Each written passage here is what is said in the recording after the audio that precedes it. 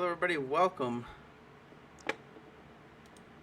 to Week 4 recap. We'll go through this real quick for Week 4 here in the Yahoo Fantasy Football League here. First matchup to quickly cover, me beating Andrew. The last undefeated team is no longer undefeated. No more undefeated teams left through 4 weeks. 167 to 116 win.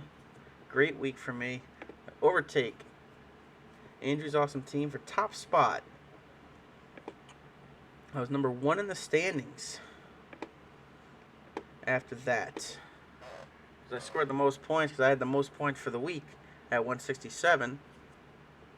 So, had the most points scored in the whole season, or at least out of the undefeated teams. So I had, or not undefeated, at least out of 3-1 teams leading.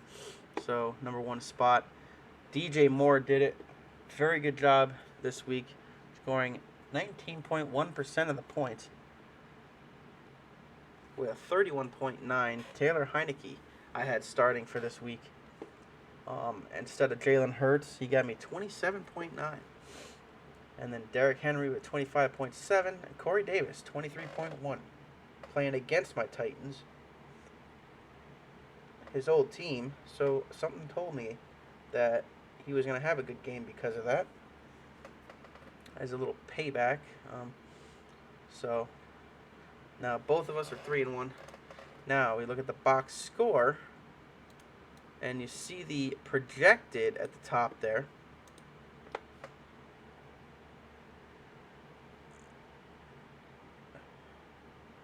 $141 to 145. They're actually projected to lose in the original projection. But it did not turn out that way. So we look down here. Look at my bench. My bench had 73. Because Jalen Hurts had 28.18. So he only had like 0.2 more than Heineke. So I didn't feel too bad about benching Hurts. Because it was only 0.2 points anyway. It wasn't going to do much. But Julio Jones out for the week. Missing him and A.J. Brown this week. And for my Titans didn't help. Losing to the friggin' Jets. But anyway, Saints defense didn't really do too good this week either, giving up 20. And I don't know how they lost to the Giants, but they did. Ryan Suckup gave me 15 points with only 19 points on the board. Holy Jesus! I just realized that. And then Hopkins with 10.7.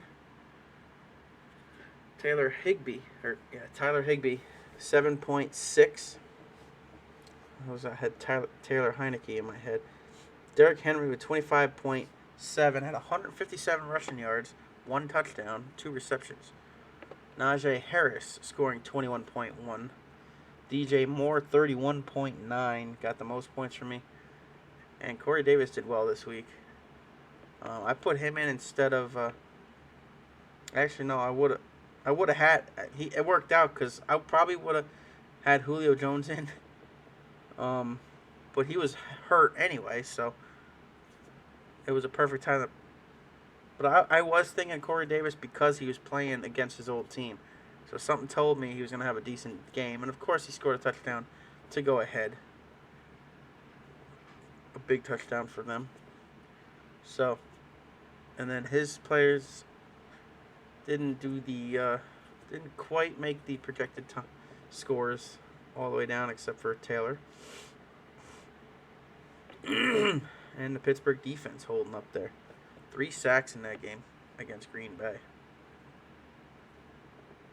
So after losing the sack record that they had going last week, they started a new one. One game sack streak. So that's that matchup. Now we move over here to Terrell and Brandon. Projected very close, but ended up with Terrell winning 153 to 126. Now Terrell is 3-1, won 3 in a row. third straight win after losing to me in week 1. He's won every game since. And he's got a good team down here. Dak Prescott, 17.6% of the points in that. Prescott's been getting a pretty good amount of points this year so far. Ezekiel Elliott had a lot in that game. James Robinson. But Terry McLaurin had the most points for Terrell there. And even with Brandon having Tyreek Hill scoring 50, almost 50, still losing that match. And these are decent scores, too. That's crazy. 126 is not a horrible score to have unless your opponent has 153. So, yeah. Yeah, we saw the projected. So, so here's Brandon's side. Tannehill with 18.8. But really nothing more you could do because Bridgewater had 6.8 in that. So, what else we got? Robbie Anderson. I had him last year. He did alright for me last year. But -4 for the Carolina defense.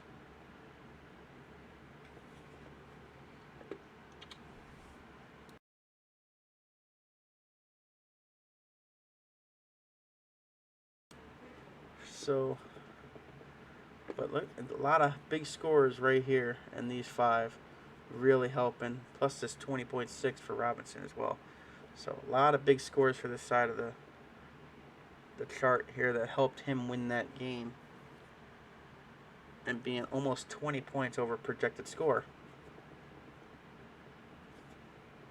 So that's how that matchup looked with Terrell and Brandon. Now we go over here to Zach and Gary.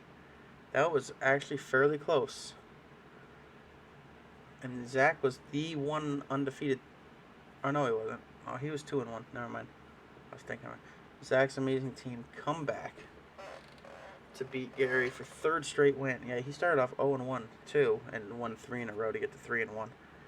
And then Deebo Samuel, 37.7. Lamar Jackson, 21.4. So, and he had Saquon Barkley with 31 down here, and Galladay, Jared Goff only got I say only 16.76 because if we look at, we head over to the chart here, or the whatchamacallit. He had, where is it? Yeah, over here, Daniel Jones with 31.78. And I figured it out. If he had Daniel Jones in, he would have won the game. If he had Daniel Jones instead of Goff in that week, he would have won. So Gary was that close to winning another one. But came up short. Let's see what we have. Some big scores. And he had a 0 over here as well. Jeez, he even had a 0 on this side and still won. Man. But yeah, Samuel really helped out over here. Definitely helped him win this game. Made up for the 0, I think. And Gary, again, still struggling so far after that huge upset win in week number 1 against Colby. He's been really struggling since, hasn't had any help from his players. A lot of them getting hurt. It's crazy.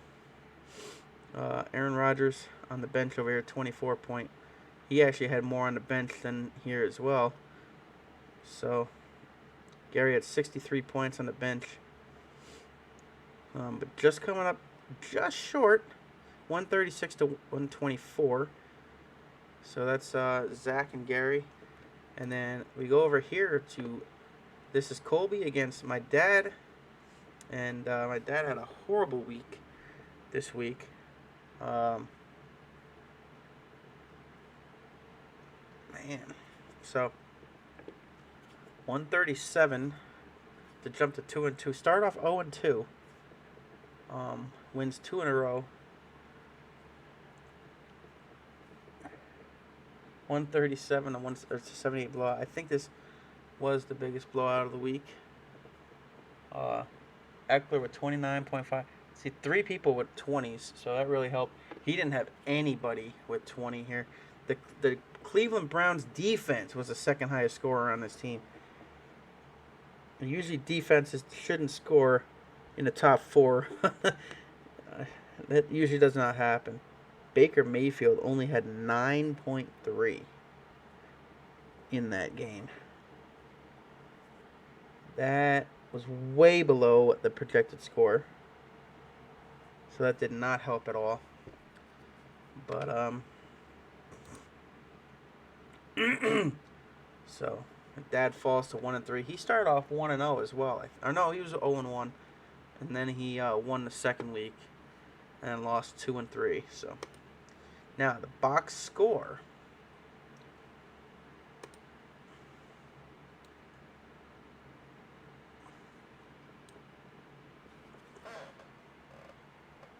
Right here, Russell Wilson. Yeah, Baker Mayfield only getting 14 points. He didn't even have a touchdown passer. He only had 155 passing yards in that game, only with 9.3. It's very rare to see. Not very rare, but it's tough. It's not often you see a quarterback under 10 points at least, unless they don't score at all in the game. But Beasley only with 3.6, Moore only with 6. Like everybody was under the projected except for Gesicki. Looks like Gesicki, yeah, and the Cleveland defense again, scoring the second most points on the team. Now, the highest on his team was 16.4, and he had Kyler Murray on the bench, 24.62, beating the Rams. So, big win for the Cardinals, staying undefeated there, going to 4-0. The only undefeated team left, actually, after week 4. Russell Wilson came close, but yeah, Gesicki he was the most points scored on the team at 16. Meanwhile, on the other side, he had a 22, a 29, a 26. 3 people higher than that on the other side. So the only 2 on the other side with single digits, and that's Kittle with 8, and Cincinnati's defense only with 4 for Colby over there. But everybody else held up their end. Well, actually, Kamara was even under, but the rest of the team picked them up. So that's that matchup there. 137-78 for Colby win over my dad. So we go to the next one. The 1-3 finally winning his first game against his wife, who demolished me in week number 2, which is my only loss to this point. And it's funny because this is the 4th week, and I outscored her 3 of the 4 weeks. But the 1 week I didn't was the 1 week I was facing her. So, back to the thing. It was she was projected to win by 16, and he won by 30. Okay, that was a big, and he didn't even hit his projected points. That's how bad her team did. I mean, she did lose McCaffrey in the middle of the game on Thursday night, so she got an F grade over there. Jesus. But yeah, handing Matt his first win of the season after 0-3 start, and knocked off Caitlin's super team. And Caitlin falls to 2-2. Justin Herbert scoring 21.2. And there's the rest of the top 4 scorers for him. And for her, Tom Brady only had 11.06. Tucker 13. The kicker scored more than freaking Brady did in that. That's your GOAT right there. That's the so-called GOAT that everybody calls. I still don't see it, but I'm not saying he's not good. He's a great player, but I'm tired of hearing he's the greatest player ever. He's not. I'm sorry. His team helps him out a lot, too. It's not him. It's not all him. I've seen him have horrible games, but they still win. And that's the team, not him. But yeah, he gets all the credit. I'm tired of him getting all the credit for. All right, I'm not gonna keep going on and on about it. I'm just gonna move on. The Buffalo defense scored the highest for her. Buffalo defense. I just went over how you never see a defense really score in the top 4 points of the game of the week, and here it's number 1 instead of number 3 this time. Buffalo's defense scoring 28, the most for her in that week. Jesus.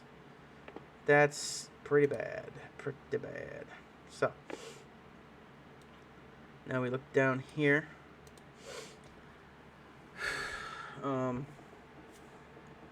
He had Justin Herbert and Metcalf with 16.5, Waddle with 6.3, Chubb with 11.5, and Baltimore's defense, 19. Scored a really high defense score and still lost in the defense department to Buffalo's defense, who held Houston to 0. So that was a big plus for them.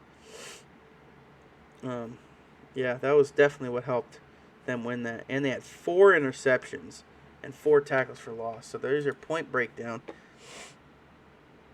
Jeez. Yeah, that's crazy. 4 interceptions. That's how you rack the team points up, or defense points up right there. Get all those picks, holding the other team to nothing. Man, he's got Chase Claypool on the bench as well, who was out. So it's in the bench. She had 94 points on the bench. Patterson, 36.6. If she had him in, it could have been a lot closer.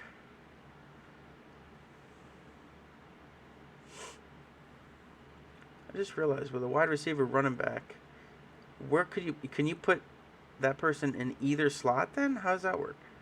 I didn't even think about that until now. But yeah, McCaffrey out, so that didn't help. Lost McCaffrey. Actually, it was last week. I think it was this week. I forgot. It was last week.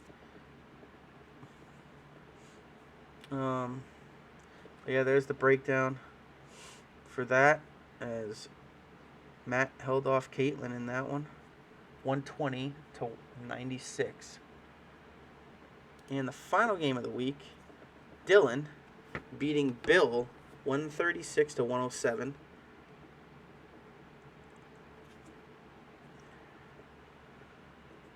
Hands Bill his 3rd straight loss after winning the first week, going 1-0. Lost 3 in a row and lost a real tough one. Actually, I think 2 tough ones, if I'm not mistaken. This one was a little more of a blowout, but it was, there was others that were closer. But Mahomes with 34. The Bears defense is up there on both of these. Never mind, I take that back. I guess defenses do score the top 4 more often. Both teams here have a defense with the top 4 most scoring on the team. Kareem Hunt, 16. Josh Allen with 21. Montgomery with 22. But that Patrick Mahomes, man, 25%. That's a quarter of the entire team for one player. So that was a big win for Dylan to stay 3-1. An A- grade. And the breakdown, Bill with 79 points on the bench. A lot of double digits on the bench. That's the thing, too. He was upset about Pittman had 11.9. He could have had him in instead of any one of these two. Would have boosted his score up a little bit more. They only had like 5 points between 2 different receivers. And he had more than 2 combined up here. So, let's see. Another wide receiver, 19.1. He could have had him in instead of. So the 19 and the 11 could have been in instead of a 3 and a 2. So that's a big point swing. And the defenses are pretty even. kickers were 10 different. These were both low on the tight ends. These were both pretty even. And he even outscored Sanders over here across the way. He didn't even have that much higher over here. It was just mainly the quarterback spot is what the big difference was. That and the kicker were the only two big differences in this, actually, that I see. And he could have had the them two receivers, and he probably would have actually won if he had both the 11, or Crowder and Pittman in, with a 19.1. Actually, look at the tight end, too. Tight end 17.8 instead of a 6. He definitely would have won with those three in. But again, you never know. Before the game, you don't know what's going to happen. So it's hard to, you can't make that decision without knowing what's actually going to happen. So it's hard to do that. Now, the transactions leading up to the whole week and stuff, I'm trying to think of where it would start here. But these were some of them. Rob Gronkowski was dropped by Gary after getting hurt. And he picked up the Steelers tight end. And then Dylan dropped Michael Thomas. Caitlin dropped Christian Kirk. I was going to pick him up, but I didn't yet. And Colby dropped Myles Gaskin and picked up Rob Gronkowski after Gary dropped him. I was trying to get Gronkowski on my roster. I was going to put him on the IR. But I got shut down because he did it as well. He got him. And then he ended up dropping him 2 days later. Anyway, so I know he's going to be out for a little bit, but I still would like him. I could put him on my team and maybe put him in. I don't know if. Actually, I don't think he's on the IR spot. But Zach dropping Tyson Williams and picking up Latavius Murray.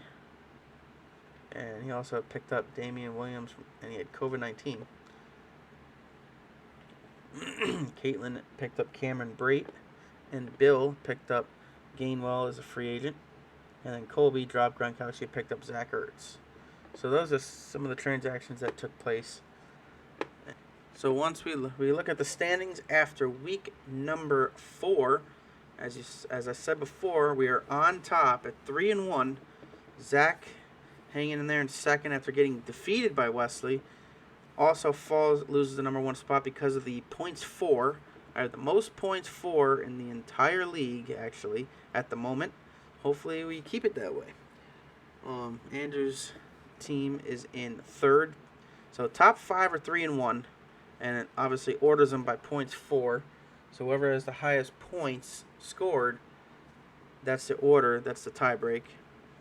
And then Colby's the first one of the 2-2 teams. 549. He's actually got the third most points scored in the entire league. And still sits down at 6 at 2-2. Even with the third most points scored.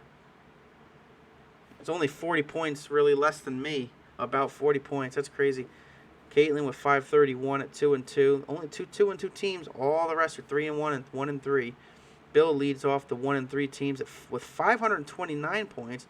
He's got the 6th best score, but he's down in 8th at 1-3. Not too many people are over the 500. Well, half of them are. Actually, there's more. Never mind. There's more than I thought. But 529 points for Bill. Going against Brandon.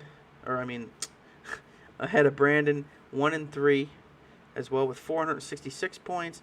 My dad sits at 1-3 also with 457. And Gary with 426. And then Matt, the only one that hasn't broken 400 yet, sits down at the bottom, dead last at 1-3. And this coming week, I am facing the last place team with Matt Fisher's team there.